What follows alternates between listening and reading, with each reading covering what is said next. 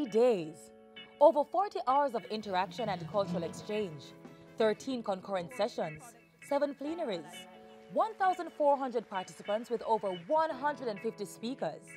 It was the flagship event in recognition of the United Nations International Year of Sustainable Tourism for Development 2017.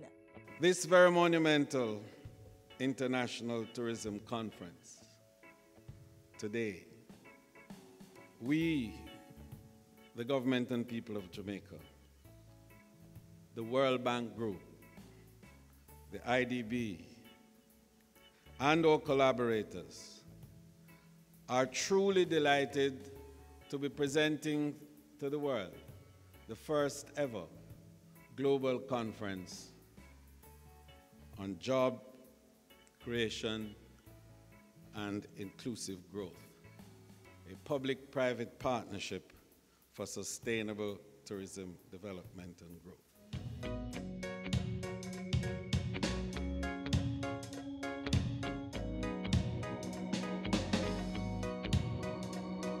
This is already beginning to look like another General Assembly. I thought we got one behind us. It looks like you are actually making it happen.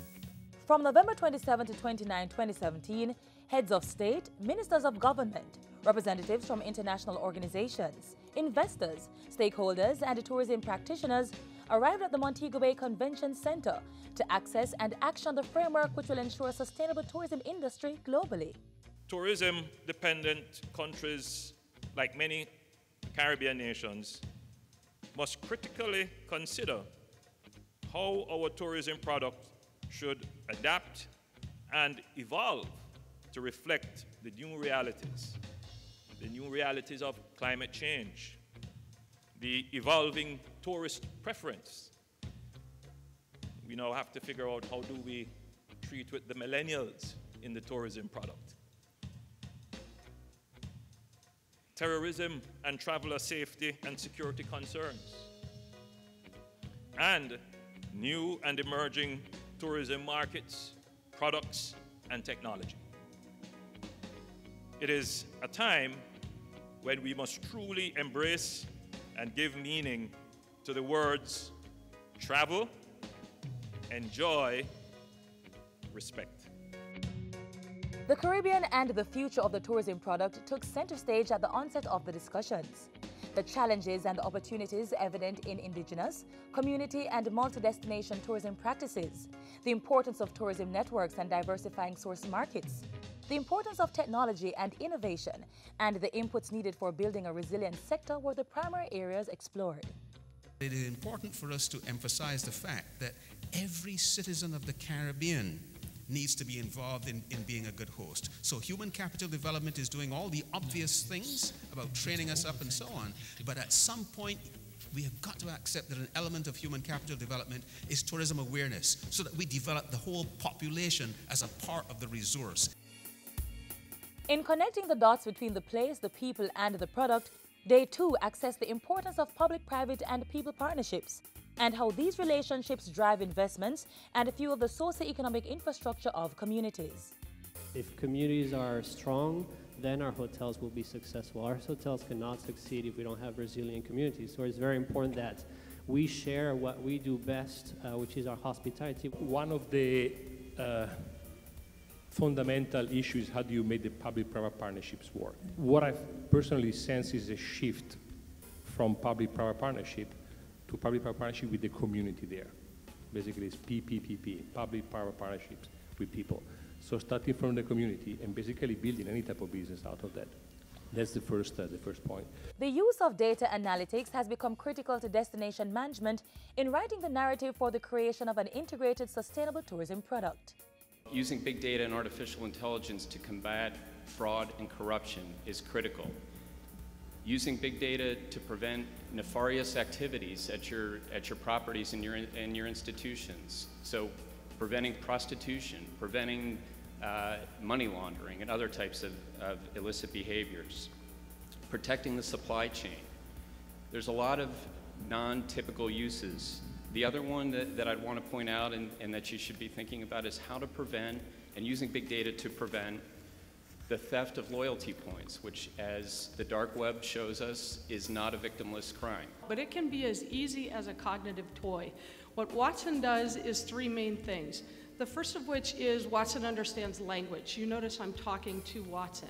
And when we say that, what we're talking about is it understands concepts, right? So daughter, son, child are all the same, right? That they are related. And then in addition to that, sentiment, so positive, negative sentiment. That's the first thing. The second thing Watson brings to the table is you don't code Watson, you actually have a dialogue with it. And that leads me to the third point, which is that Watson actually learns. And that's critical. The final day of discussions addressed the importance of harnessing the individualized experience for the development, promotion, and management of the sustainable tourism product. Now the new reality is that it's about customer obsession. What that means is that it's not anymore about how customers are, but how our hospitality providing those customers' demand. The new reality is that customers want to be known. They want us to understand what they want, what their preferences are, and they want us to earn their business. Partners with a vision for the creation of a global sustainable tourism product attracted a wide cross-section of tourism practitioners. And as preparations were being made for departure, those partnerships were cemented through the 15-point Montego Bay Declaration. Building on the legacy of the International Year of Sustainable Tourism for Development 2017, and with the objective of setting a common action plan towards 2030, we declared the following. UNWTO member states, affiliate members, and other international organizations and private sector partners shall sustain the momentum created by the International Year of Sustainable Tourism for Development 2017 by creating a working group coordinated by UNWTO on the legacy of the 2017 vision. Governments, private sector, donors, and the international and regional organizations shall support the development of a blue economy, considering the specificities and vulnerabilities of island states in terms of natural resources, impact on climate change, and extreme weather events, as well as the high reliance on tourism on the ocean for marine activities, transportation, coastal protection, and resilience. The conference positioned Jamaica as one of the premier destinations for meetings, incentives, conventions, and events, and the warm hospitality and shared experiences were carried away as a keepsake across the seas.